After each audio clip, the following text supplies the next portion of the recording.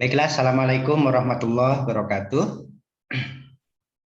Waalaikumsalam warahmatullahi Waalaikumsalam warahmatullahi wabarakatuh. Alhamdulillah, suasana dingin-dingin gini di Jogja. Nggak tahu di tempat teman-teman semua. Kita haturkan syukur yang sebesar-besarnya kehadirat Allah Subhanahu wa Ta'ala. Pada siang hari ini kita bisa bersilaturahmi kembali melalui mata kuliah psikologi agama ini, dan semoga apa yang akan kita diskusikan menjadi amal kebaikan untuk kita semua ya.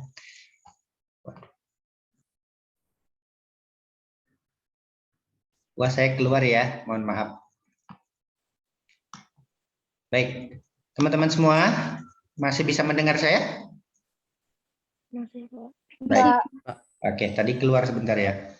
Salawat dan salam semoga selamanya tercurahkan kepada junjungan kita Nabi Muhammad SAW, keluarganya, sahabatnya, dan semoga kita semua digolongkan sebagai pengikutnya yang akan mendapatkan syafaat beliau kelak. Amin. Teman-teman semua, marilah kita mulai perkuliahan kita pada siang ini dengan bersama-sama melafalkan basmalah. Bismillahirrahmanirrahim. Baik, teman-teman semua, terima kasih. Di sini sudah ada yang pertama tadi Fahimah ya, duluan hadir.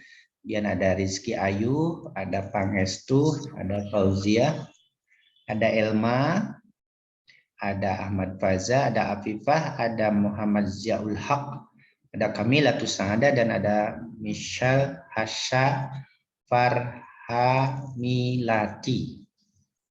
Teman-teman semua, kalau kita lihat, langsung saja saya share screen. Kalau kita lihat PRPS kita, mungkin agak ini ya, bahwa tema perkuliahan kita. Nggak tahu, lupa. Nggak lihat jam tadi. Jam 12 kayaknya. Jam 1 ini Denata.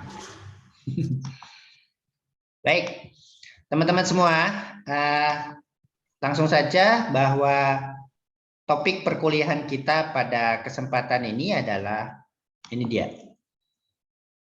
konversi agama.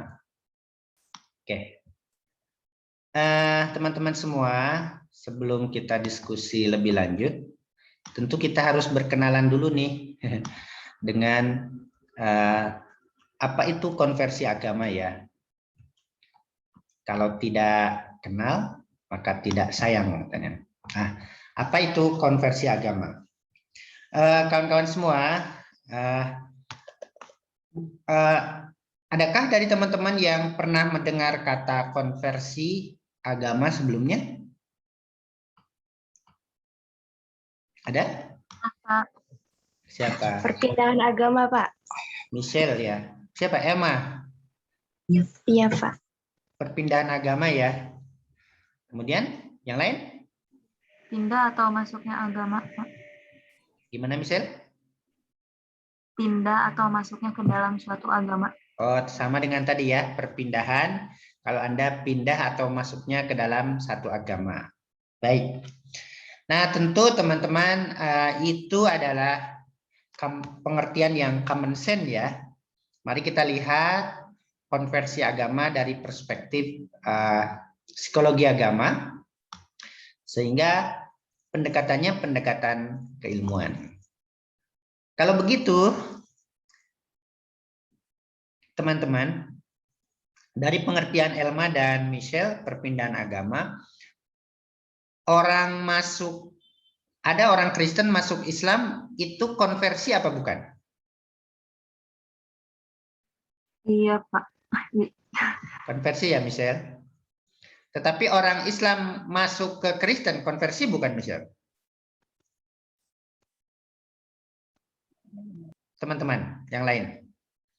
Tadi katanya kalau orang Kristen masuk ke Islam itu namanya konversi, perpindahan agama. Kalau orang Islam, Muslim, pindah ke agama Kristen, Iya Pak, sama Pak. Iya Pak, dua-duanya. sama ya? Semua Sama agama. dua-duanya. Oke, jadi menurut teman-teman berarti konversi itu perpindahan dari satu agama ke agama yang lain ya? Begitu? Iya Pak, yang Oke, berlawanan yang berbeda. bagus sekali ya. Nah, sekarang mari kita dalami pengertian konversi agama, kemudian prosesnya, faktor-faktornya, dan tipe-tipenya, juga macam-macamnya dari perspektif psikologi agama. Oke, sini ada slide perception student have. Jadi teman-teman, apa persepsi teman-teman tentang 3 poin ini? 1, pengertian konversi agama. Persepsi ya, tidak ada yang salah. Tidak usah googling, tidak usah baca buku. Bagaimana proses konversi agama? Kemudian, apa faktor-faktor penyebab konversi agama? Yang keempat, tipe konversi. Yang kelima, macam-macam konversi. Itu dia. Kita akan pelajari itu. Untuk ketiga poin ini saya meminta persepsi teman-teman. Tidak usah lama-lama, 5 menit misalnya. Saya kasih tugas. Ada berapa ini? 1, 2, 3, 4, 5, 6, 7, 8, 9, 10, 11, 12, 13, 14, 15, 16, 17, 18, 19, 20, 22 orang. Kalau dibagi bagi 5 menjadi 4. Fahimah, Rizky, Pangestu, sama Pauziah. Saya minta Anda untuk mengungkapkan nanti persepsi Anda tentang pengertian konversi agama. Ya, Fahimah, Rizky, Pangestu, dan Fauziah. Kemudian Elma, Ahmad Faza, Afifah, Muhammad Ziaul Haq, sama Kamilatus Saadah, itu Anda, menurut pengalaman Anda atau yang Anda baca, Anda lihat di televisi, di YouTube, Anda cari informasi tentang proses konversi agama. Clear? Elma, Ahmad Faza, Afifah, Muhammad Zia, sama Kamilatus Saadah? Sebisanya. Kemudian Michelle Hassa, Denata Bregita, Rizky Nurul Latifah, Niken, sama Muhammad Raihan, Anda mencari informasi tentang faktor-faktor seseorang melakukan konversi agama. Faktor-faktor penyebab ya, Michelle, Denata, Rizky, Niken, sama Muhammad Raihan. Faktor penyebab. Yang selanjutnya, Muhammad Faroki, Aulia Zahra, Hanan Mumtaz, pindah-pindah nih. Fadilah, Muhammad Ibnu Mus. Anda mencari informasi tentang tipe konversi dari perspektif waktu. Nah, yang terakhir, siapa yang belum? Vika, belum ya? Yang belum kesebut oleh saya tadi, Anda cari informasi tentang macam-macam konversi. 5 menit. Oke? Clear teman-teman? Clear? Iya Pak. Oke, silakan 5 menit saja. Boleh ditulis di kertas, nanti akan saya tagih ininya. Hasil persepsinya. Silakan.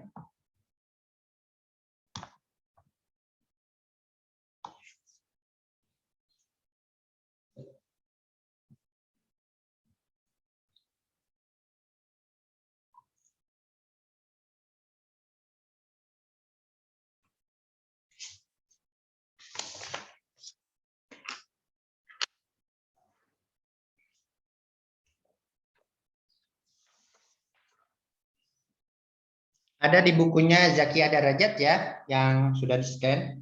Kalau mau lihat.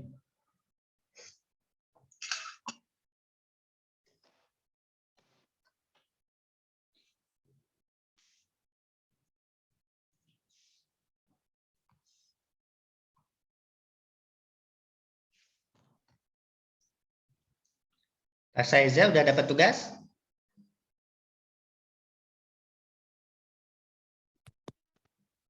Saiza, Anda kebagian apa?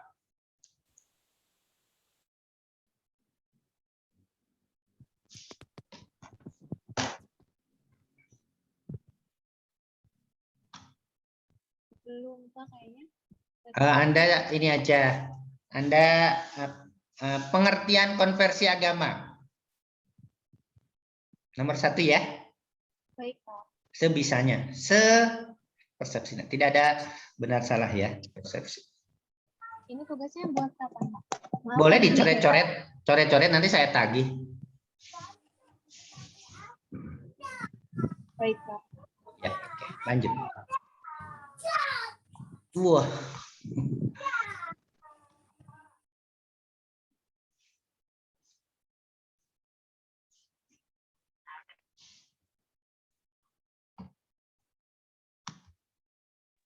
Assalamualaikum Pak, maaf ya Pak, telat masuk. Sudah tahu telat kok. Terima kasih Pak. Oke, Anda Asa mencari persepsi informasi sebisanya Tentang? macam-macam konversi agama. Oke, sebentar ya Pak. Sebisanya.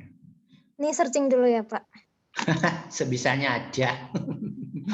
Macam-macam konversi. Ya, betul. Nomor berapa itu? Nomor 5 ya. Silakan, 3 menit lagi.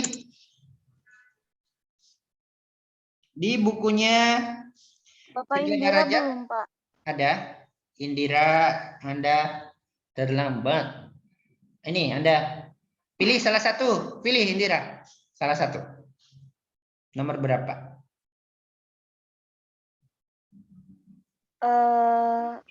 Nomor Ya. 3 mungkin Pak. Boleh, boleh. Di buku Zakia Darajat ada. Iya Pak. Yang sudah saya. Sebisanya ya Pak, senemunya juga ya. Ya. Oke, done Pak. Bisanya. Done. Dan Done.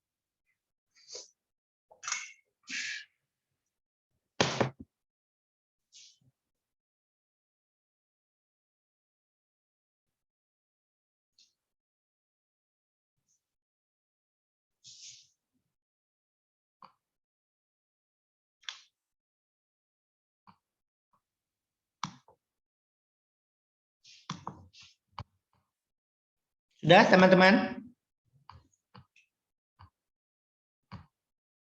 Belum Pak. Oke. Sedapatnya aja. Don't worry. Be happy.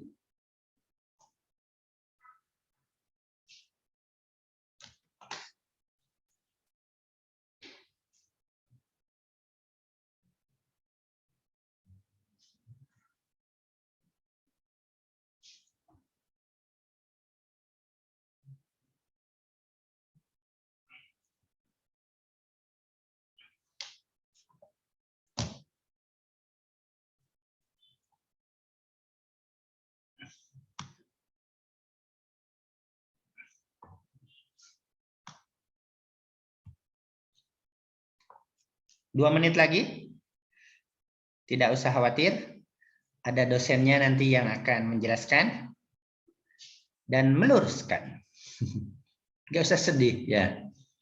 Terima kasih ya Tas Saiza sudah menemaniku. Yang lain sembunyi. Sama Pak.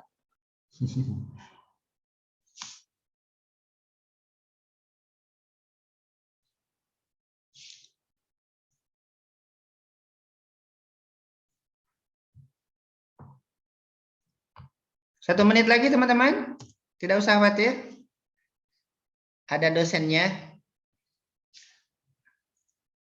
Lagi di mana Asa? Lagi di masjid.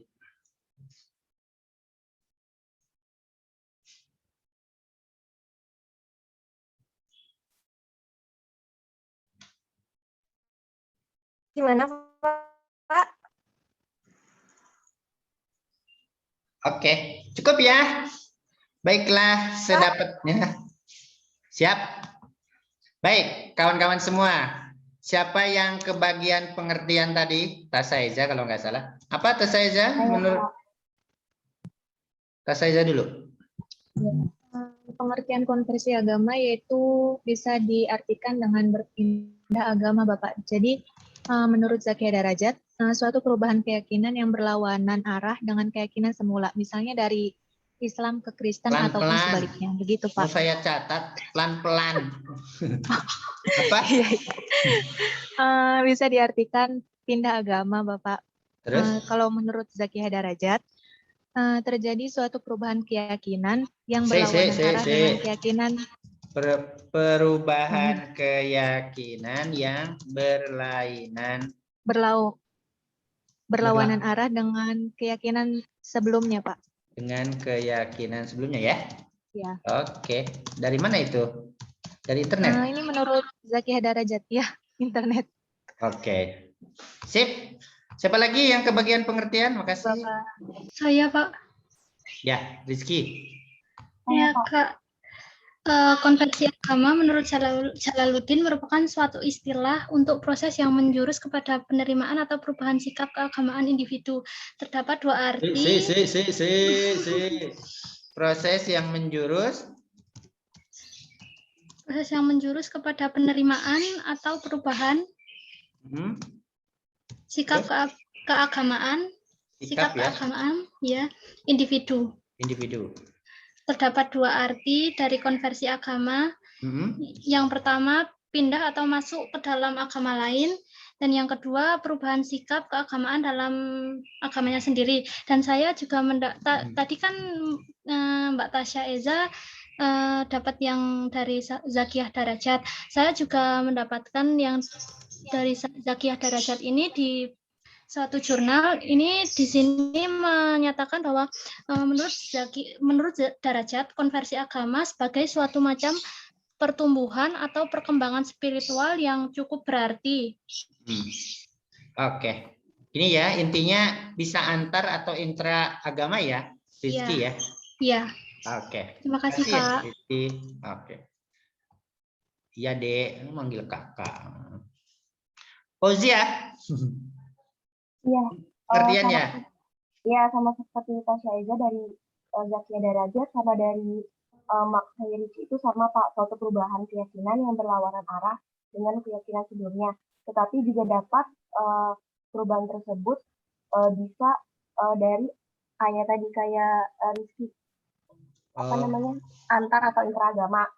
Terus perubahannya itu berupa arah pandangan, keyakinan, kepercayaan, sikap keagamaan maupun tindak agama. Terus bisa terjadi karena faktor kejiwaan, kondisi lingkungan maupun petunjuk atau hidayah. Oke. Itu ya pengertiannya ya. Ya, kondisi kejiwaan juga masuk.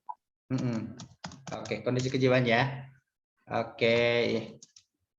Masih ada yang pertanyaan pertama? Cukup?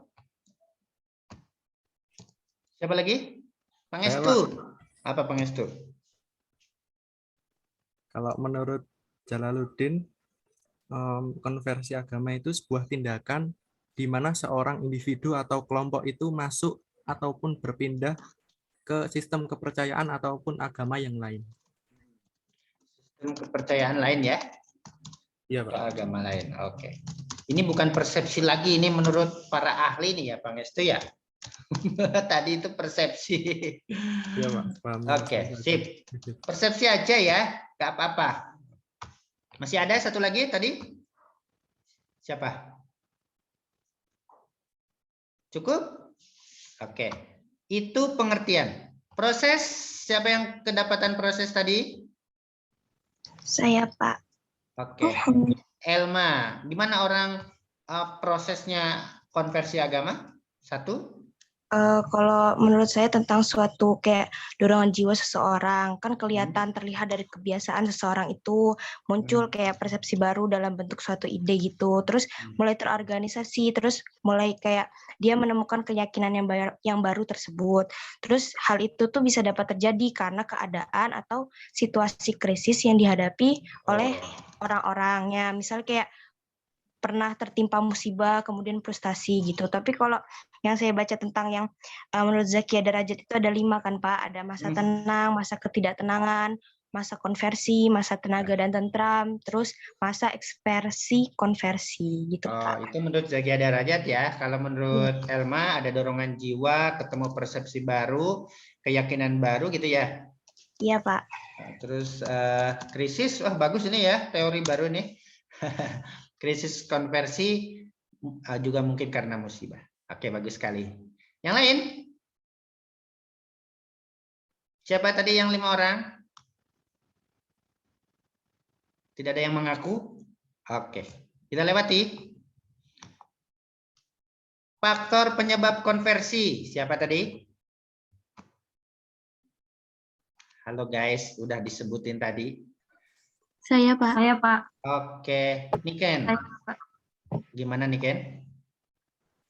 Iya, jadi untuk faktor-faktor penyebab konversi agama, menurut Mukti Ali itu ada 5 faktor. Yang pertama, faktor keluarga, seperti keretakan keluarga, ketidakserasian, dan lain-lainnya. Yang kedua, ada faktor lingkungan, tempat tinggal. Yang ketiga, ada faktor perubahan status, misalnya perceraian, lalu perubahan pekerjaan, dan lain-lain. Yang ketiga, ada yang keempat ada faktor kemiskinan, yang kelima ada faktor pendidikan. Lalu menurut Zakia Darajat juga ada 5 faktor yang mempengaruhi terjadinya konversi agama, yaitu ketegangan perasaan. Iya, tadi itu menurut Mukti Ali. Lalu yang ini menurut Zakia Darajat ada 5 juga faktor yang mempengaruhi terjadinya konversi agama. Yang pertama ada ketegangan perasaan. Lalu pengaruh hubungan dengan tradisi agama, ajakan atau seruan, dan sugesti, serta emosi dan faktor kemauan. Oke, sugesti, emosi, dan kemauan ya. Lengkap ya, melebihi Zakia Darajat ya. Oke, Anda mengutip satu dari Mukti Ali, ahli studi agama. Yang lain ada? Saya, Bapak. Oke, Michelle. Tapi ini sama Pak, pendapat dari Mukti Ali juga. Oh, berarti Niken sama Michelle sama persis? Saya nemunya Mukti Ali doang, Pak. Oke, ini ya. Tapi sama, inti-intinya coba dibacakan, sama? Saya bacain ya, Bapak ya. Faktor-faktornya itu yang pertama, ada faktor keluarga. Itu sama ya. Terus faktor lingkungan, itu bisa tempat tinggal. Terus ada faktor perubahan status, seperti perubahan status kayak perceraian. Terus selanjutnya ada faktor kemiskinan seperti kondisi sosial ekonomi. Pandemi ya, gara-gara pandemi ya. Iya Pak. Terus ada yang terakhir ada faktor pendidikan. Gimana faktor pendidikan penjelasannya? Faktor pendidikan ini berperan lebih kuat atas terbentuknya disposisi religius yang lebih kuat bagi kaum wanita daripada kaum pria. Betul. Dalam psikologi agama memang dikatakan perempuan lebih religius dari laki-laki ya. Riset-riset. Karena yang penuh di gereja ketika itu di Amerika perempuan, laki-lakinya nggak ada. Oke. Sip. Ada lagi?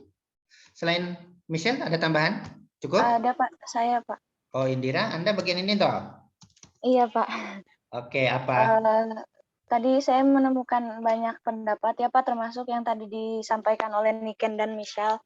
Lalu di sini saya menyimpulkan konversi agama itu bisa disebabkan oleh 2 faktor. Yang pertama faktor internal dan yang kedua faktor eksternal. Oh, gampang sekali ya. 3 faktor internal, eksternal ya. Faktor internalnya itu meliputi kemauan dari diri sendiri. Oke. Lalu ketegangan perasaan di mana adanya pembebasan dari tekanan batin saat individu tersebut menemukan ketenangan di agama yang lain yang tidak dia anut gitu Pak. Yang ketiga faktor emosi. Itu yang masih internal ya, emosi ya? Ya. Lalu yang ketiga itu yang kedua itu ada faktor eksternal. Yang faktor eksternal itu yang pertama pastinya dari keluarga. Di mana bisa adanya perbedaan agama ataupun merasa tidak dianggap di dalam keluarga. Jika agamanya berbeda, maka akan terjadi konversi agama. Yang kedua itu ada ajakan dari orang lain, biasanya teman sendiri ataupun dari guru. Influencer ya sekarang, influencer Ya, ya. Ya Pak, ajakan dari orang lain itu pengaruh sosial. Terus ada pengaruh sosial juga Pak, seperti perubahan status yang tadi kemiskinan itu, terus pendidikan, terus adanya tradisi juga yang bisa menyebabkan konversi agama seperti itu Pak. Oke, bagus sekali ya. Anda menyimpulkan dari semua data yang diperoleh teman, kemudian Anda tipologikan internal sama Ini eksternal. saya baca sendiri Pak. Bagus sekali ya. Baik, ya, Pak. Terima kasih Indira. Yang lain masih ada kelompok ini? Cukup? Oke, kalau tidak ada, kita ke tipe konversi. Siapa tadi yang kebagian ini? Saya lupa tidak catat. Siapa? Sudah disebutin loh tadi. Ini Pak Rob Aulia Fadila Ibnu. Fadila. Iya Pak. Silahkan Fadila sharing ilmunya. Ya, jadi jika dilihat dari sudut pandang waktu, tipe konversi agama menurut Starbuck terdapat dua tipe, yaitu tipe volisional, perubahan secara bertahap. Apa? Kondisional? Tipe volisional, Pak. Volisional? Iya. Gini? Pakai V, Pak. Oh, V. Orang Sunda, maaf ya. Gini? S-nya diganti T, Pak. Volition, Pak. Volition. Volisional. Pakai T, Pak. Bahasa Inggris. Pakai T, Pak. Volitional. Ini? T. Pakai V. T. Pakai V, Pak. V-O-L-I. V. Aduh, orang Sunda ya Allah. Oke. Iya, Pak. Maaf, pakai F. Terus? Ya, jadi tipe volisional perubahan secara bertahap. Jadi proses yang konversi agama dilakukan secara perlahan-lahan sehingga pada akhirnya akan menjadi kebiasaan rohani yang baru. Terus yang kedua terdapat tipe self surrender. Surrender, Pak. Surrender. Ya. Oke. Ini yang gimana? Perubahan secara drastis. Oke, drastis ya. Iya. Oke. Terima kasih ya, Fadila. Bagus sekali penjelasannya. Yang lain selain Fadila, siapa yang Fadilah ya? Kok Fadila? Fadila. Yang lain? Sama, Pak. Hasilnya sama. Ibnu sama? Oh, Muhammad Fadila sama Ibnu sama. Semoga sakinah mawadah warahmah ya. Baik. Ada yang lain? Nothing? Nakwan, Dekwan, Nakwan? Oke, good, thank you. Nah, ini bagian macam-macam. Ini tuh nggak sama ya, Pak, sama tipe? Beda. Nah, ini dari perspektif waktu. Anda bagian apa? Asa? Bagian macam, Pak. Tapi nemunya malah yang Gak apa-apa. Coba bentar ya, Pak. Saya baca-baca. Apa Asa jawabannya? Sebenarnya ini dari William James sih, Pak, tentang meneliti pengalaman meneliti gimana orang kok bisa konversi agama. Bagus. Dari William James. The first is konversi agama terjadi karena adanya suatu tenaga jiwa. Motivasi ya. Iya, motivasi dalam jiwa. Sehingga muncul persepsi baru dalam bentuk suatu ide yang bersemi secara mantap. Motivasi, persepsi, terus kemudian ide. Ide. Aksinya belum, mana konversinya? Nah, kemudian itu belum. Terus ada konversi agama dapat terjadi karena suatu krisis keadaan. Krisis ya. Iya. Terus? Secara mendadak. Kemudian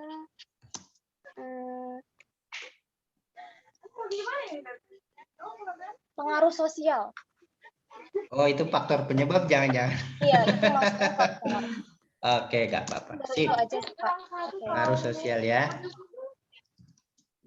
Oke, yang lain selain asa, macam-macam konversi, siapa yang sharing di sini? Tidak ada? Tadi sudah disebutin loh kawan-kawan, semua dapat tugasnya masing-masing. Baiklah, berarti hanya ini ya, terima kasih. Pak, itu pengaruhnya dihapus aja deh Pak kayaknya. Pengaruh Mana? sosialnya, yang bagian pengaruh sosialnya kayak dihapus aja. Oke, ya nggak apa-apa. Oke Pak, makasih ya Pak, maaf kalau kurang lengkap.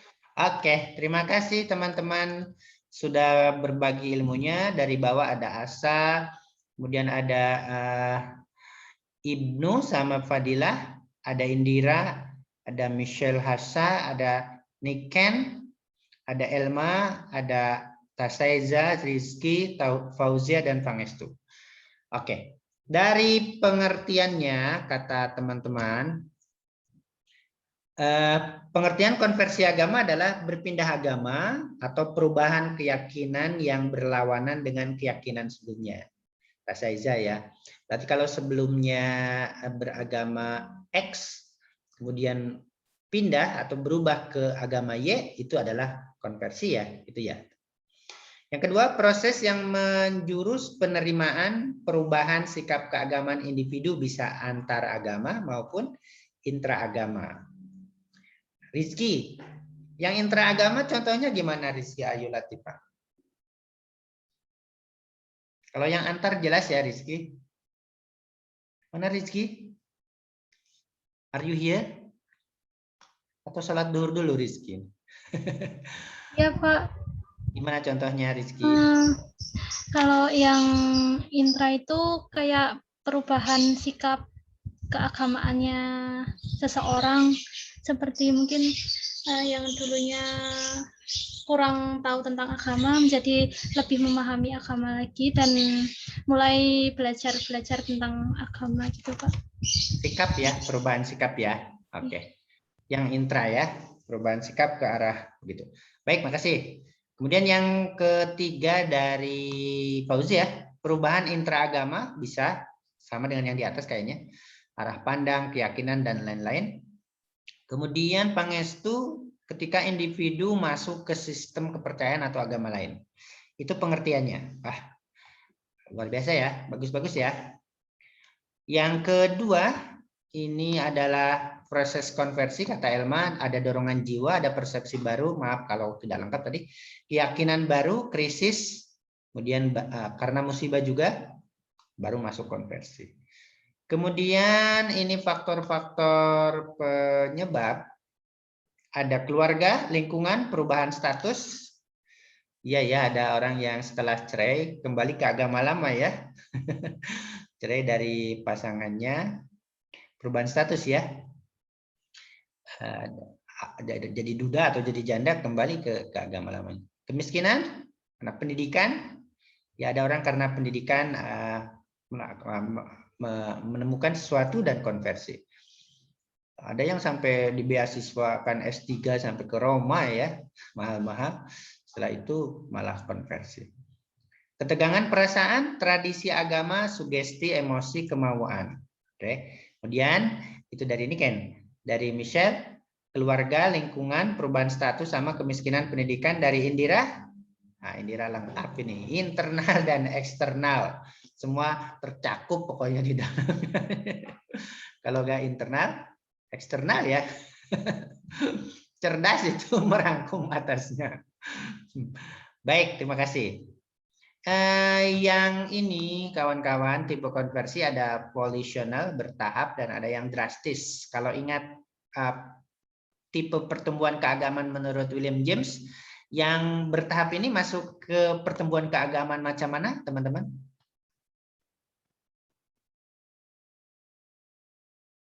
Yang healthy minded ya. Oke, kalau yang drastis tiba-tiba berubah gitu, itu sick soul. Itu kemarin. Itu menurut William James ya, menurut William James. Oke, sip. Kemudian yang terakhir dari Asa ini macam-macam konversi, ada motivasi, persepsi, ide, ada krisis katanya. Oke, pengaruhnya agak ragu ini, pengaruh sosialnya. Baik teman-teman, di mana motion tepuk tangannya hilang? Kalau lagi share screen hilang ya. Oke, baiklah. Terima kasih pada teman-teman semuanya. Baik, kawan-kawan. Ada yang ingin menambahkan? Mungkin tadi Fauzi ya, mungkin tadi dapat tugas pengertian dan ternyata menemukan jawaban yang lain, misalnya tipe-tipe atau apa? Ada? Atau Tasaiza menemukan jawaban yang bukan bagiannya, macam-macam misalnya. Ini macam-macam belum, baru Asa. Ini Pak, tipe. Ada tipe. Ya, tipe apa Asa? Lebih detailnya ya Pak. Yang tipe relational itu artinya perubahan bertahap, yang mana sama. Terus? Terjadi melalui proses di mana individu berusaha merubah kebiasaan-kebiasaan yang dilakukan secara bertahap, berangsur-angsur gitu. Kemudian dan perubahan ini tuh biasanya nih ya Pak dari jurnal terjadi secara lambat. Oke, bertahap ya prosesnya lambat. Ya. Proses dan terus orang ini harus menempuh gitu. Orang yang dalam bertahap ini menempuh secara mendalam untuk menjauhkan dirinya dari dosa-dosa dan kesalahan yang dilakukan dalam hidupnya. Jadi harus konsisten gitu. Dan setiap orang dalam menghadapi perubahan ini tuh beda-beda gitu. Tergantung bagaimana pengalaman beragama orang itu ya, tergantung bagaimana proses kenapa dia bisa konversi agama itu. Jadi tergantung kepribadian, pendidikan, dan lingkungan seseorang itu.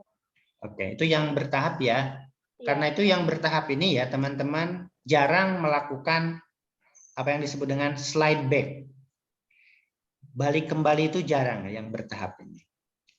Jarang sekali slide back karena dia melalui proses pendidikan, pemahaman yang mendalam, perenungan, tidak ikut-ikutan. Nah, yang kedua? Kemudian ada tipe self-surrender atau perubahan drastis. Slide gitu, slide surrender gini? Ini lebih ke detailnya dulu ya Pak. Detail tentang surrendernya ini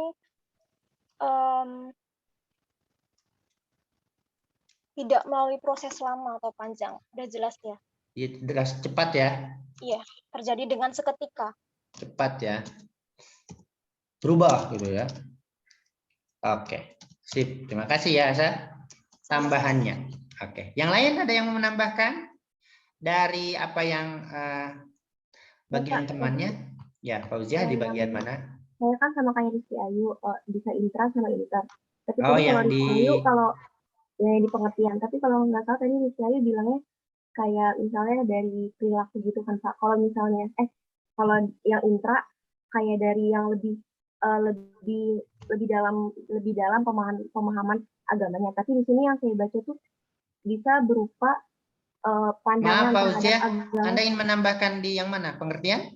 Yang di pengertian Pak, yang di pengertian. Jadi tuh perubahan yang intranya tuh bisa berupa perubahan pandangan terhadap agama yang dianut sendiri. Oke, ini ya perubahan pandangan yang dianut sendiri. Mungkin kalau dalam Islam mazhab, kalau enggak anutan partai politik agamaan gitu Pak mungkin. Oke. Perubahan pandangan terhadap agama sendiri ya. Gitu? Oke, sip. Bagus ya. Baik, teman-teman, bagus-bagus jawabannya ya. Sudah layak jadi dosen semua ini ya. Udah bisa menjawab semua pertanyaannya bagus-bagus ini. Baik, terima kasih. Di sini nggak bisa tepuk tangan di mana kalau lagi share screen. Nggak ada ya, reactionnya hilang. Baik, teman-teman semua sekali lagi terima kasih.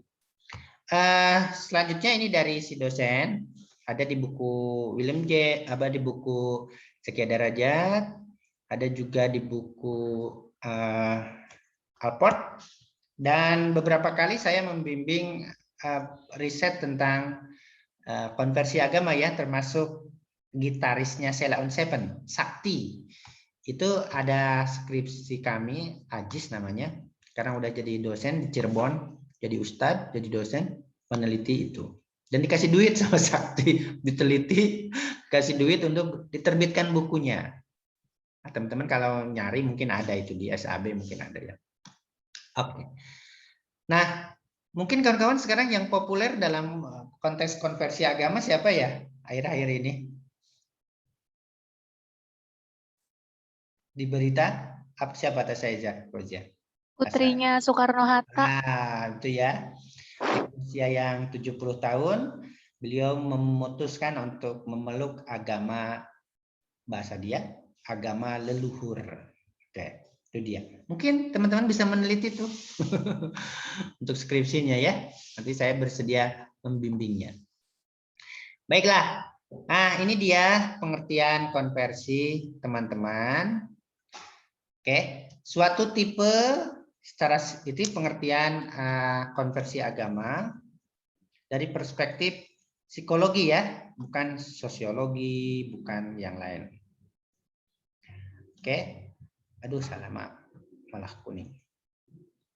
Oke. Suatu tipe pertumbuhan. Oke, yang kemarin kan sudah ya. Salah satu kalau William James mengelompokkan ke salah satu tipe pertumbuhan keagamaan dan perkembangan spiritual atau keagamaan yang melibatkan perubahan arah yang sangat besar tadi ya, teman-teman, yang berlainan dengan sebelumnya. Perubahan arah yang besar kan? Yang berkenan dengan pemikiran dan perilaku keagamaan. Di mana di sini kelihatan corak psikologinya? Di perilaku ini tuh, teman-teman. Oke, jadi perubahan besar itu bukan konversi kalau hanya omong doang. Betul? Misalnya ada di sini kok nggak ada mahasiswanya ya, mahasiswi semua. Misalnya ada kawan Anda bilang, oh, saya sekarang sudah konversi ke Sufi loh, Tasaiza, Fauzia, Asa. Coba. Tapi dia sambil ngerokok berdiri gini. Wah, itu bukan konversi. Itu baru di orientasinya saja. Perilakunya belum. Nah, perilakunya tidak. Maka itu dalam psikologi agama bukan konversi. Pengakuan dia itu membual. Karena perubahan itu yang paling penting bukan hanya dengan pemikiran, tapi perilaku keagamaan. Perilakunya itu yang penting. Karena itu tanpa ngomong pun seseorang ketika berubah dengan perubahan yang sangat drastis, terserah nanti perubahannya gradual apa tidak gradual ya, direct atau gradual, tapi dia sudah menunjukkan perubahan perilaku, itu sudah konversi. Tanpa bilang, oh saya konversi loh dari filosof, dari psikolog ke Sufi. Dari psikolog sekuler ke psikolog Islam. Nah, itu yang intra ya. Jadi ini dia. Kata kuncinya di perilaku keagamaannya. Oke, ada seorang preman misalnya yang terkenal itu ya, sekarang kaya sekali beliau bisnisnya. Seorang preman menjadi seorang melakukan konversi dan dia perilakunya berubah betul dari tukang palak dulu ya, debt collector, sekarang menjadi ustadz bahkan kan, ke masjid terus ada ya, masih ya, namanya nama belakang beliau adalah nama pulau bagian timur Pulau Ambon. Siapa namanya? Hercules ya. Apa siapa? Ya, aku. Siapa yang pernah ke Ambon itu dekat sekali. Nah, itu dia. Jawaban teman-teman tadi sudah betul semua, disempurnakan oleh jawaban ini bahwa perubahan arah besar itu atau berlawanan arah kata teman-teman tadi itu terutama syaratnya adalah perubahan perilaku ini. Perubahan perilaku ini.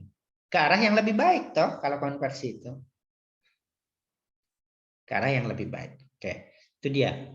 Nah, oleh karena itu konversi merujuk pada satu episode tentang emosional.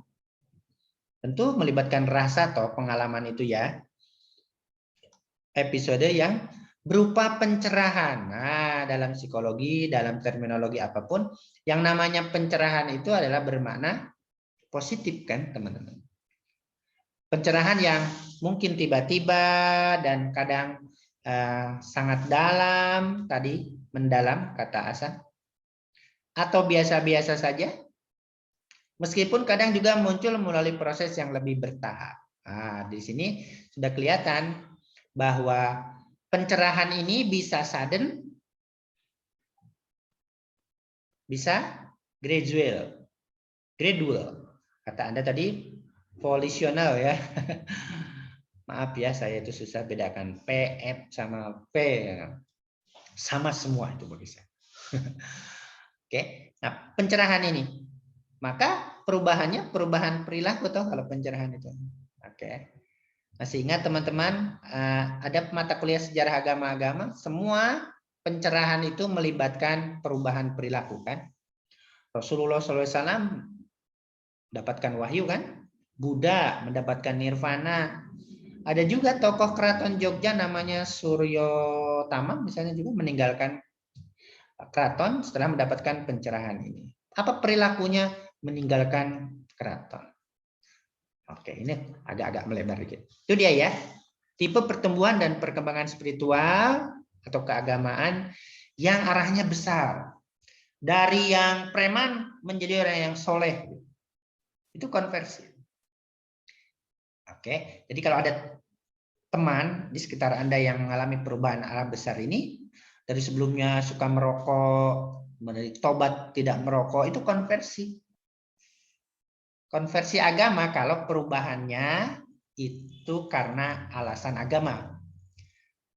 Kalau alasan kesehatan kan bukan konversi agama ya. Karena agama saya misalnya melarang merusak diri sendiri. Jadi kampanye anti rokok ini. Oke. Nah, itu dia. Itu pengertiannya. Nah, teman-teman, untuk jawaban yang kedua, sama dengan yang teman-teman tadi, proses konversi itu ada periodenya. Ada beberapa periode. Ada periode kegelisahan. Tentu ya, teman-teman, apapun yang sifatnya perubahan perilaku, perubahan orientasi, sikap, dan perilaku, pasti diawali oleh kegelisahan kan teman-teman ya. Ini saya mau jadi seorang sufi dari dosen. Dari dosen sufi. Dari dosen yang rasional, ingin menjadi dosen yang sufi. Wah itu pasti perang batin. Teman-teman akan merasakan nanti, misalnya ada orang yang melamar. Ini karena perempuan semua yang nongol. Wah itu apa teman-teman tidak gelisah? Konon istri saya yang itu nggak bisa makan berapa hari kata. Karena nggak pacaran toh. Saya ketemu, saya bilang saya ingin melamar kamu, mau nggak? Wah itu kaget. Pas sudah nikah bilang, oh kamu itu dulu kejam banget, nggak ngasih pendahuluan, langsung bukan nembak lagi ngebom. Sampai bingung katanya. Jawabannya setelah seminggu apa berapa hari, temui orang tua saya. Nggak jawab mau apa tidak, temui orang tua saya. Itu kegelisahan, itu konversi kan. Periode kegelisahan. Oke. Kemudian yang kedua, periode krisis. Nah, teman-teman, dari kegelisahan yang sangat itu akan melahirkan krisis. Sama ya teman-teman tadi jawabannya. Krisis.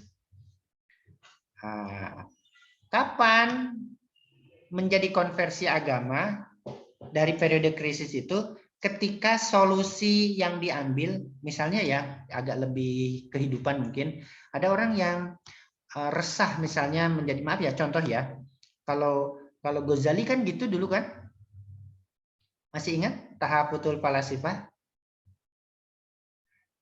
kerancuan filsafat ya. Nah beliau kan gelisah menjadi seorang filsafat. Ini kasus Ghazali ya teman-teman, Ghazali. Beliau sebelumnya seorang filosof. Di akhir hayatnya Ghazali kan menjadi, kecoret-coret. Menjadi seorang apa teman-teman? Sufi. Iya, dia filosof besar kan, tetapi konversi ke Sufi. Oke. Dia gelisah, kegelisahannya gimana?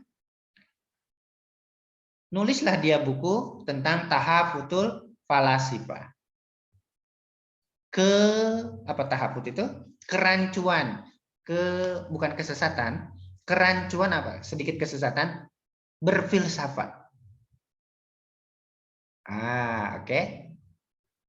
Kemudian periode selanjutnya setelah gelisah adalah krisis. Nah, Ghazali mengalami krisis.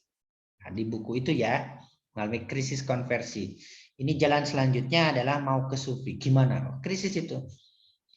Oke. Nah, di periode krisis itulah yang menentukan apakah seseorang konversi apa tidak, teman-teman. Ya. Sama tadi juga dengan perubahan status, misalnya ditinggal pasangan ya.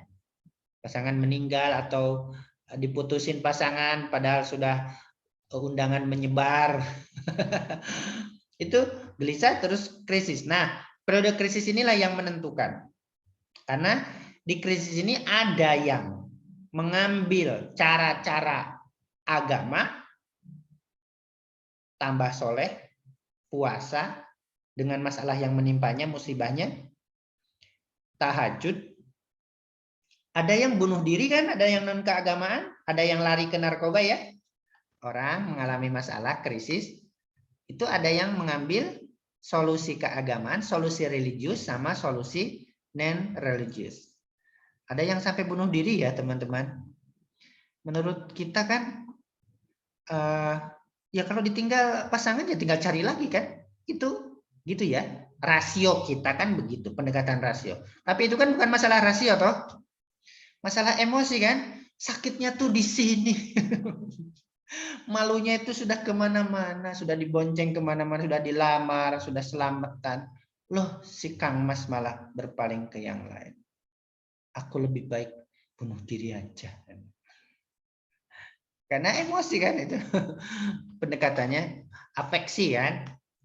Nah, itu. Nah, krisis ini akan menyebabkan seseorang konversi kalau yang solusinya adalah solusi-solusi keagamaan. Semakin dekat kepada Tuhan, berarti semakin baik toh.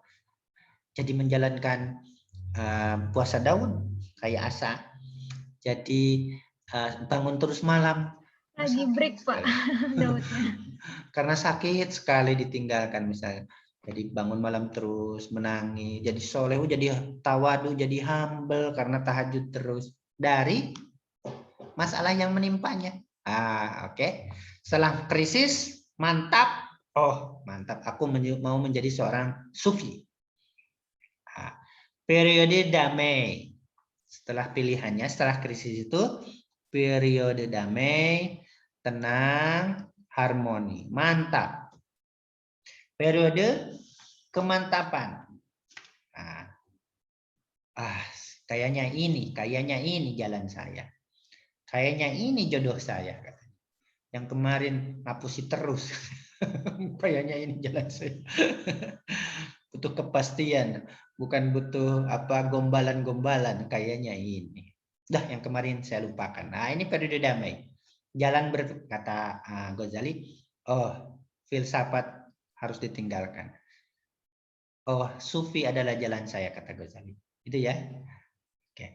Dan terakhir Baru bisa dikatakan konversi ketika ada ekspresinya. Perilaku itu empirik. Kalau masuk sufi ya bajunya putih-putih, jenggotnya dipanjangin. Kalau belum panjang pakai jenggot palsu, pakai jambang, pakai sorban, sudah ekspresi. Kalau belum begitu, belum konversi ke sufi. Dari seorang psikolog misalnya. Itu ya, dari seorang psikolog ke seorang sufi. Ini dia. Oke, prosesnya itu gelisah dulu, pasti ya, semua perubahan sekecil apapun pasti kita akan mengalami apa bahasa teman-teman milenial ini? Galau. Pasti galau. Kemudian krisis konversi yang amat sangat. Jika yang diambil adalah solusi keagamaan, maka itu akan menjadi konversi agama. Sholatnya jadi rajin banget gitu. Jadi ya sholatnya jadi nambah, sunah-sunahnya semua nggak ada yang ketinggalan. Kemudian ada periode damai, tenang, harmonis. Kemudian ada periode ekspresi konversi. Perilaku, perubahan perilakunya di sini. Oke, ini belum perilaku yang atas ini. Ini masih sikap, ya kan? Nah, ini perubahan perilakunya di sini dia. Oke, teman-teman, itu dari proses konversi. Mohon dicatat kalau ada pertanyaan nanti bisa ditanyakan. Oke, faktor-faktor yang mempengaruhi betul seperti yang teman-teman katakan tadi, banyak ya faktor-faktor yang mempengaruhinya. Ada faktor konflik. Teman-teman tadi bilang apa? Ketegangan, toh? Tegangan. Kalau Ghazali itu konflik itu filsafat itu, ya. Konflik, betulkah filsafat itu jalan kebenaran yang yang menekankan pendekatan-pendekatan rasional dalam beragama, dalam berapapun kan? Konflik. Mungkin orang yang ingin berubah dari psikolog nih, nanti misalnya Anda mau ke sufi, konflik.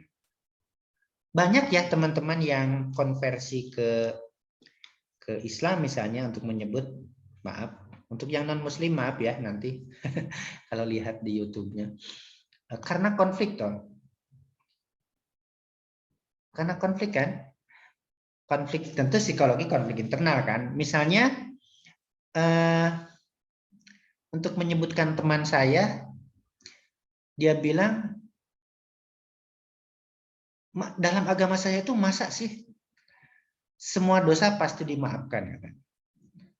Asal sebesar apapun dosa itu tetap akan masuk surga, asal percaya dan yakin bahwa Yesus adalah Tuhan dan Juru Selamat. Selesai itu semua urusan. Itu Asaiza Fauzia. Iya, agama teman saya itu. Tapi saya nggak berani nimpal ya, jangan-jangan mancing saya gitu misalnya. Ya. Konflik kan. Ada juga kan yang masuk Islam, misalnya lihat di YouTube itu, karena konflik itu. Masa sih saya yang kehidupannya, ini siapa namanya kemarin di Amerika itu, kehidupannya yang alkoholik, kemudian free sex, ke orang tua tidak patuh, masa saya masuk surga? Dan dia ketemu dengan tradisi Islam yang birrul walidain sebagai kunci masuk surga kan teman-teman, birrul walidain toh? Ya toh, surga kuncinya kan keriduan orang tua atau ridhollah fi ridhol walidain wa sukhtullah fi sukhtil walidain. Yang kedua dia melihat Islam mengatur pola makan. Mana yang boleh dimakan, mana yang tidak boleh. Yang ketiga dia melihat Islam mengatur perilaku seks. Tidak boleh sesama jenis dan hanya boleh satu pasangan, tidak boleh pindah-pindah. Itu yang membuat konversi loh. Konflik yang dialami. Itu konflik. Yang kedua, kontak dengan tradisi keagamaan lain pasti ya, teman-teman. Kontak dengan tradisi keagamaan lain pasti menyebabkan konversi. Saya juga mungkin termasuk yang konversi ya. Dulu di pesantren saya yang pertama di Garut, itu takbiratul ihram itu teman-teman nggak boleh itu perhatian lalai kepada selain Allah, sehingga Allahu Akbar itu. Kalau ingat jemuran Allahu Akbar bisa 3 kali 4 kali nggak selesai itu. Iya. Sekarang Bismillahirrahmanirrahim, wes niat Allahu Akbar selesai. Itu ada konversi juga ya. Ya toh? Ya teman-teman juga gitu kan? Dulu yang sangat ketat banget harus gini-gini, sekarang urusan sudah diserahkan ke Tuhan kan. Yang penting sudah ada ini. Pasti ini. Kontak dengan tradisi agama lain. Karena itu kontak tradisi dengan agama lain, cross culture ini cross culture ya, passing over itu penting sekali. Yang pertama bisa untuk menguatkan keberagaman kita atau memungkinkan seseorang melakukan konversi. Itu teman-teman semuanya.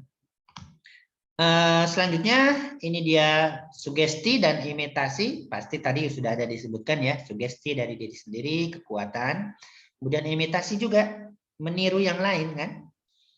Oh, saya lihat kata tes saya itu Fauzia itu sekarang setelah masuk ke sufi, saya sufi lagi ya.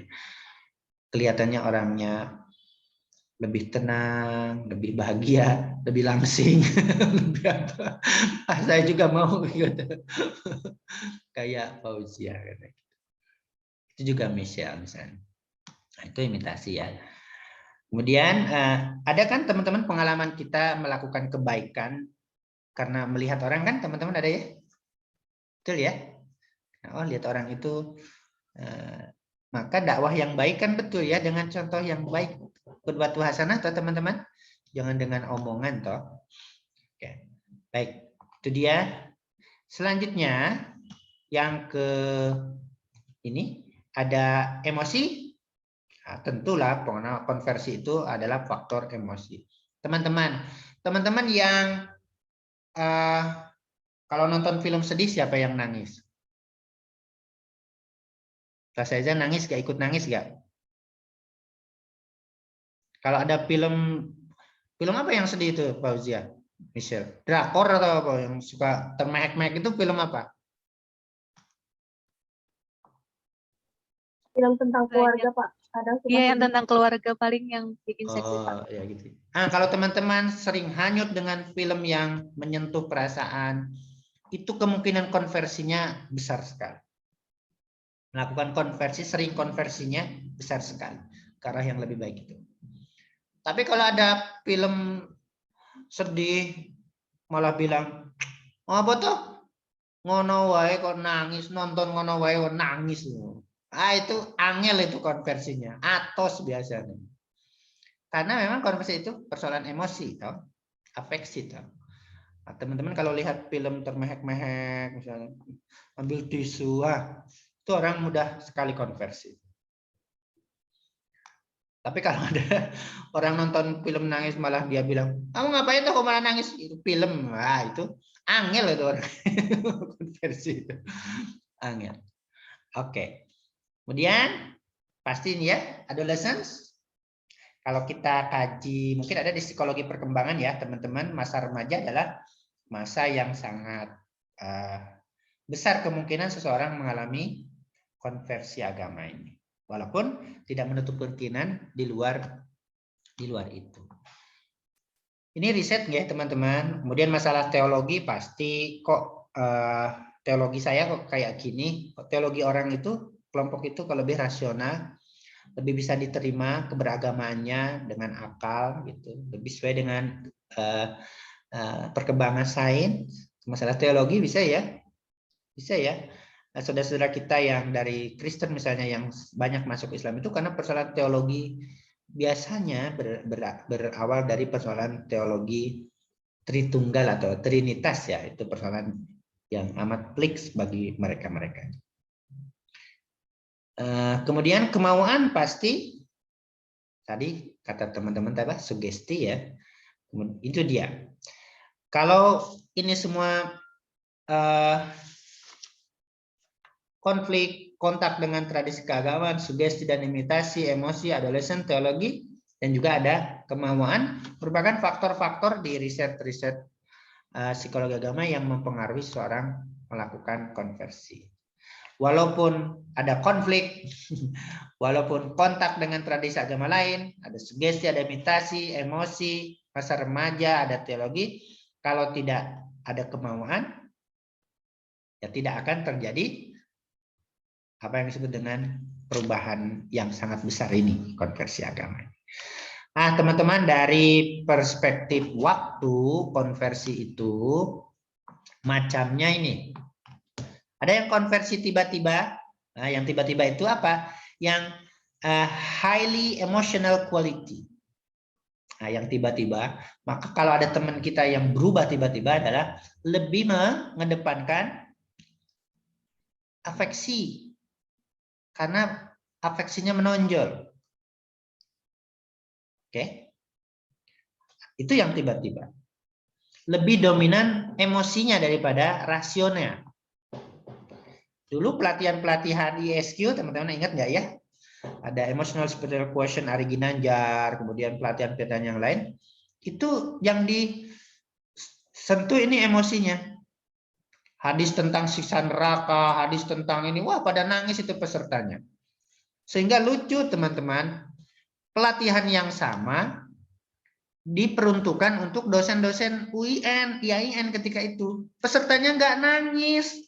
Ketawa-ketawa karena udah biasa dengan hadis itu, dengan cerita siksa neraka di pesantren biasa, udah nggak kebal, udah nggak emosinya udah nggak jalan. Tapi kalau untuk orang-orang umum, wah nangis-nangis itu, ingat dosa, ingat ini. Ya orang IAIN udah biasa bicara dosa ya. Nah, kayak itu. Dan biasanya lebih cepat slide back toh, yang emosional ini ya, lebih cepat kembali kan setelah workshop itu atau pelatihan itu, setelah keluar ya biasanya juga biasa lagi. Udah ada konvensi yang bertahap, gradual, yang more intellectual type. Wah, yang gradual ini, yang bertahap ini karena ada aspek intelektual berperan di dalamnya, tidak hanya aspek emosional. Diresapi dulu, dipertimbangkan secara matang, hitung-hitungan, nah itu dia. Kemudian yang terakhir ini yang lebih stabil teman-teman, yaitu religious socialization melalui social learning, pembelajaran sosial toh. Nah, itu perubahan yang lebih lama, konversi lebih lama. Dari sinilah ya teman-teman relevan dengan pemikiran para kiai kita dulu ya. Ada membangun pesantren itu ini supaya santri siswa berubah ke arah yang lebih baik itu melalui pembelajaran sosial, interaksi sosial di dalamnya. Kata teman-teman, kalau nanti udah berkeluarga, ingin membangun karakter ke anak-anak, itu bangunlah di rumah. Supaya tidak jadi pemarah, ya orang tuanya jangan marah-marah. Ya toh? Kalau ingin membentuk karakter anak yang pemaaf, ya orang tuanya juga harus menjadi pemaaf di lingkungan toh. Oke, sip. Itu ya. Kalau yang sudden conversion itu yang highly emotional quality, kemudian yang gradual conversion itu yang more intellectual type, kemudian ada yang perubahan karena religious socialization, baseline control group, itu based on social learning ini. Nah, teman-teman, kemudian apalagi? Macam-macamnya ini teman-teman ya, tadi betul kawan-kawan. Ada konversi tradisional yaitu perpindahan agama atau perubahan keyakinan agama induk atau denominasi dari Islam ke Kristen, dari Kristen ke Islam, dari Katolik ke Kristen ada ya juga ya, karena mau menikah dari Kristen ke Katolik atau Katolik ke Kristen. Ada yang ke Hindu kemarin ya, yang ke Hindu, yang ke Buddha juga ada. Di Barat itu juga banyak yang ke Buddha ya, karena pencerahan itu olah rohani. Itu yang tradisional, yang new religious movement, yang sekarang ya intraagama itu. Dari NU misalnya ke Muhammadiyah. Dari Ahmadiyah ke apa? Ke Syiah. Intraagama. Sama dalam Kristen itu orang Kristen biasa ya teman-teman, kalau pindah rumah tidak ada gereja sebelumnya bisa masuk daftar ke gereja yang lain. Dulu ada Children of God ya, ngeri ini kalau diceritakan. The Divine Light Mission, the Moon's Unification, ada Central. Ini yang tradisional, yang sekarang yang antar, kemudian ada yang gerakan keagamaan baru. Ada Sufi kota ya teman-teman sekarang. Apa Sufism kota ya, ada yang dulu yang sebagai seorang tadi itu kayak Ghazali, dari seorang filosof menjadi sufi. Nah, itu yang intra. Baik, satu slide lagi, mohon bersabar. Nah, apakah orang yang konversi ini teman-teman adalah misalnya Tasaiza atau Fauzia atau siapa lagi nih yang kelihatan, Michelle,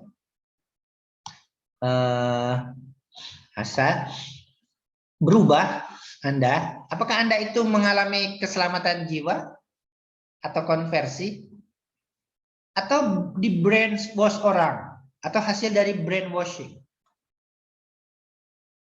Apakah seseorang berubah itu karena konversi, perubahan dari yang tidak baik menjadi lebih baik, pencerahan tadi, atau brainwashing? Nah, itu opini umum ya tentang konversi. Misalnya ada orang berubah, terus dicibir, dia habis itu loh, habis ikut pengajian itu loh. Atau ada orang berubah, oh iya dia berubah karena sudah sekian tahun berubah pelan-pelan. Apakah itu? Bagaimana menjawab itu? Ya, apakah konversi itu sebagai keselamatan jiwa atau brainwashing? Bisa dilihat dari beberapa hal ini, teman-teman. Oke, mana tidak muncul? Why? Tidak muncul. Oke, ini dia. Bisa dibedakan kapan? Kalau sudden tadi mungkin brainwashing toh, atau juga mungkin keselamatan jiwa, mungkin konversi. Kemudian bagi siapa? Kalau ada orang yang memang sudah di situ, misalnya dia berkecimpung di perkumpulan orang-orang sufi misalnya, dan menjadi lebih baik, nah itu ya konversi kan. Kemudian tipe mana? Tadi sudden kah, gradual kah, atau social learning? Pada sistem kepercayaan mana dan melalui proses apa? Nah, itu yang bisa membedakan brainwashing sama konversi ini, teman-teman. Baik, teman-teman semua, itu penjelasan saya dari apa yang teman-teman tadi sudah cari ya, informasi di sebisanya. Nah, untuk masih ada sekitar 5 menit atau berapa menit, monggo yang mau bertanya saya persilakan untuk mengajukan pertanyaan. Silakan. Silakan. Mau menanggapi boleh nggak? Siap, silakan. Sebenarnya ya Pak, untuk sebuah konversi agama yang saya rasain ya Pak, saya dulu kan Daud tuh Pak, Daud, tapi emang buat nazar gitu loh Pak, dan kebetulan juga sahabat saya juga Daud, jadi kebawa. Nah, sebenarnya ada konversi yang salah juga di sana gitu, karena waktu itu kan saya buat mutusin Daud itu karena memang pengen bener-bener mepetin yang punya, yang mengendalikan dunia ibarat kata gitu Pak. Dan itu konversinya cepet banget sih Pak, masuk yang berarti yang surrender tadi ya, surrender itu. Tapi setelahnya itu juga dari kepribadian saya, dari lingkungan, dari banyak hal yang mempengaruhi saya untuk nggak Daud lagi. Itu karena mau ujian kelas 12 itu. Nah, sebenarnya buat konversi agama itu kendalanya adalah itu Pak, labilitasnya itu loh Pak. Labilitasnya, dan untuk konversi agama itu teman-teman saya kan juga banyak yang down juga.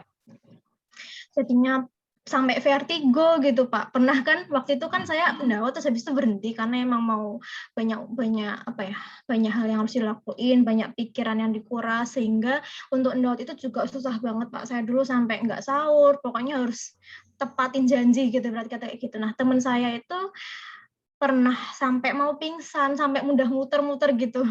Akhirnya tugas saya sebagai teman itu juga untuk membantu dalam konversi agamanya dia tuh bahwa ya Allah juga nggak suka deh kayaknya kalau kita konversi agamanya kayak gini berkata gitu.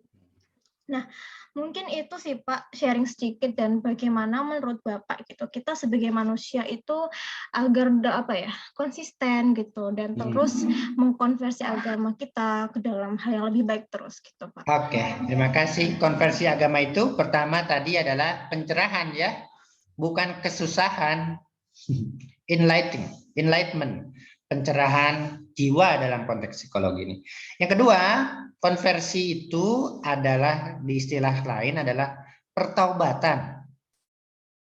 Pertaubatan. Yang ketiga, kata kunci dari konversi, teman-teman, perubahan perilaku dari yang tidak baik ke arah yang lebih baik, ke arah yang baik. Jadi, apakah apakah si ibu itu mengalami konversi sekarang atau slide back? Itu yang tahu siapa? Pelakunya kan? Yang tahu pelakunya. Maka jika itu tidak terjadi konversi nanti akan jadi slide back. Itu ya kata kunci konversi. Anda yang tahu bisa sudden tadi, bisa gradual tadi, bisa lebih lama lagi. Tapi pastikan bahwa perubahan besar itu merupakan pertobatan. Yang kedua, perubahan ke arah yang baik. Nah, itu dia. Itu baru konversi. Kalau menyusahkan, itu bukan konversi. Bukan konversi, itu keberagaman yang siksaul kan, memberatkan. Puasa tapi tersiksa. Itu keberagaman siksaul ya. Keberagaman yang terpaksa, pengalaman keagamaan tertiary mungkin yang membebankan. Yang membebani gitu. Itu ya, saya kembali ke subjeknya. Oke. Yang selanjutnya Elma. Mana Elma? Iya Pak. Izin. Ini Pak ada Pak. Adakah? Ya Elma silakan. Ya Pak. Oh ini. Saya izin bertanya ya Pak tentang konversi agama ini. Kan ada banyak ya Pak yang berpindah agama, khususnya yang saya sering dengar itu Islam ke Kristen gitu. Yang saya dapat dari media cetak, media massa kayak gitu. Terus salah satu penyebabnya yang paling saya sering dengar itu krisis ekonomi ya Pak. Artinya kan ketika seseorang membutuhkan hidup yang primer kayak makanan, sandang, dan kesehatan dan lain-lain. Terus apakah zaman sekarang ini kan pengaruh penyebab kristenisasi itu kan kayak luar biasa banyak gitu ya Pak. Terus kemudian keadaan konversi agama itu jadi semakin adanya yang mengorbankan keyakinannya demi pembiayaan hidupnya yang lebih terjamin gitu. Terus yang ingin saya tanyakan, ada tidak ya Pak solusinya? Maksudnya solusi dari yang saya maksud itu ketika terjadi krisis ekonominya itu bagaimana psikologi agama melihatnya, seperti itu Pak. Terima kasih. Baik Elma, terima kasih. Anda ini seorang ustadzah ya, bukan seorang peneliti psikologi. Oke. Terima kasih Elma. Kata Anda ada konversi agama, pindah agama dari Muslim ke Kristen ya. Tapi Anda jangan lupa Elma, yang dari Kristen ke Islam juga banyak sekali ya. Banyak sekali. Dan itu more intellectual person. Do you know what I mean? Biasanya orang Kristen yang masuk ke Islam itu secara intelektual mapan, secara ekonomi mapan, sebuah pencarian yang lama. Yang highly intellectual type, yang berdasarkan social based learning. Lama, bukan yang tiba-tiba. Nah, yang Anda ceritakan, orang masuk keluar dari agama Islam ke agama apapun karena faktor ekonomi, itu yang sudden itu, Elma. Dan yang sudden itu, yang cepat-cepat itu rawan slide back. Rawan kembali ke agama lama. Makanya di mualaf center ya teman-teman, itu kalau ada yang ingin masuk Islam ditanya dulu. Udah mantap belum? Ada paksaan tidak dari orang lain? Supaya tidak slide back, supaya tidak kembali. Kalau belum siap jangan dulu. Kalau belum siap jangan dulu. Itu mualaf center begitu. Kalau ada karena faktor calon biasanya ditahan dulu. Calon istri atau calon ini, Anda harus belajar dulu. Nah, gitu. Jadi yang Anda ceritakan itu, Mbak Elma ya, ada tipe konversi yang sudden karena iming-iming ekonomi. Peneguh ya kata Peter. Kalau iming-iming ekonominya sudah habis, itu pindah lagi loh itu Elma biasanya. Balik lagi. Itu ya Elma ya. Bagaimana kita sebagai agak nanya, bukan kalau sebagai dosen ya nggak masalah toh, sebagai peneliti selama itu untuk kebaikan pelakunya. Lebih baik hidup kan lebih bagus toh hidup di agama yang dia bisa membuat dia bahagia kan, supaya healthy minded kan, beragama dengan kebahagiaan, beragama dengan optimisme, beragama dengan keterbukaan, daripada di agama lamanya yang membuat dia tersiksa, terbebani, malah melakukan pelecehan-pelecehan terhadap Rasulullah kan? Kan lebih baik toh. Itu ya Elma. Nah, dari peneliti tidak kita sebagai peneliti psikologi agama tidak berupaya untuk mencegah konversi, tapi mendeskripsikan, meneliti kasus-kasus atau fenomena konversi agama. Gitu ya Elma? Ustadzah Elma? Oke, ada pertanyaan lain?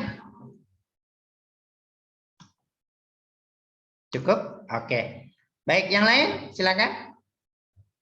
Masih ada beberapa menit. Jika berkenan. Ini ada chatroom. Iya juga Pak. Iya juga Pak chatroomnya. Baik, silakan. Kalau masih ada, saya mohon izin dulu untuk moto dulu ini ya. Silakan, ada pertanyaan? Cukup? Wah, WhatsApp saya belum kebuka, sih. Sambil menunggu silakan yang mau bertanya. Boleh 2 kali, yang sudah nanya lagi. Bima mau nanya apa kepencet? Tasaiza nanya, Fauzia biasanya nanya deh. Bapak ini nanti materinya dikirim ke YouTube kan Pak? Slide-nya iya, materinya iya. Saya belum buka ini, maaf. Belum buka WhatsApp web. Terus gimana nyimpennya? Taruhnya di mana? Di Word ya? Boleh. Oke. Silakan, ada pertanyaan lain? Sheet 2. Oke, yang mau pinjam buku, maaf ya, kapan-kapan. Lupa. Oke, Pak. Kalau nggak di WA itu lupa. Oke. Mari teman-teman kalau ada pertanyaan. Apakah cukup sore ini?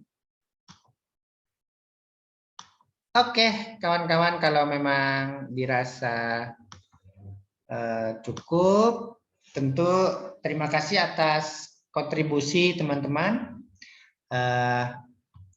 antusiasmenya yang sampai akhir menemani ini. Ada 4, Fauzia, Tasaiza, Michelle, tadi ada Rizky ya, ada Asa, dan siapa lagi? Ya 4 itu. Mohon maaf kalau banyak kekurangan teman-teman semua. Marilah kita tutup silaturahmi kita pada siang hari ini dengan bersama-sama melafalkan hamdalah. Alhamdulillahirrabbilalamin. Mohon maaf atas segala kekurangan. Assalamualaikum warahmatullahi wabarakatuh. Waalaikumsalam warahmatullahi wabarakatuh. Terima kasih semuanya yang on cam maupun yang off cam. Terima kasih.